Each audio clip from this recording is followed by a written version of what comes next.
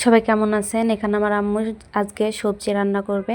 তাই শীতকালীন সব রকমের সবজি কেটে রাখছে। এখানে পাতাকপি, সিম, গাজর, ফুলকপি, মূলা, আলু সব রকমেরই কম বেশি সবজি আছে। তো এই সবজিগুলো আজকে দিয়ে খিচুড়ি রান্না করবে। তো এখানে আমার আম্মু চাল দিয়ে দিচ্ছে, তারপরে কাঁচামরিচ, পেঁয়াজ, রসুন, হলুদ গুঁড়ো, লবণ, পরিমাণ মতো সব মশলা দিয়ে আপনার হাতে মাখাই আজকে খিচুড়িটা রান্না করবে। তো এখানে আদা রসুন বাটা এগুলো দিয়ে দিচ্ছে। তো সরিষার তেল দিয়ে খিচুড়িটা রান্না করা হবে। সরিষার তেল দিয়ে খিচুড়ি রান্না করলে খেতে অনেক ভালো লাগে।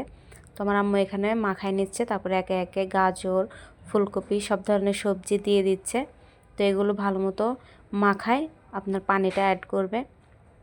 তো শীতকালে এই শীতকালীন সবজি দিয়ে খিচুড়িটা খেতে কিন্তু অনেক ভালো লাগে, আর এটা শরীরের জন্য খুব উপকারী, পুষ্টিকর একটা খাবার। তো এখানে আমাদের খিচুড়িটা বলক হয়ে গেছে, এই যে তারপরে কিছু কাঁচামরিচ দিয়ে দিচ্ছে। আর এটা হচ্ছে জলপাইয়ের আচার।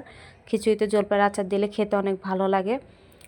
তো আমার আম্মু এখানে ধনিয়া পাতা দিয়ে দিচ্ছে। আমাদের খিচুড়িটা আর কিছুক্ষণ রেখে দিলে হয়ে যাবে। তো এই যে দেখেন আমাদের সবজি খিচুড়ি হয়ে গেছে, কত সুন্দর দেখা যাচ্ছে, খেতে অনেক ভালো হবে।